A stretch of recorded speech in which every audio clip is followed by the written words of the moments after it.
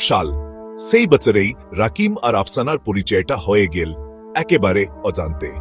প্রথমে শুধু কথা, ছোট ছোট হাসি, সামান্য মন দেয়া, কিন্তু ধীরে ধীরে সেসব মুহূর্তই হয়ে উঠল সবচেয়ে মূল্যবান।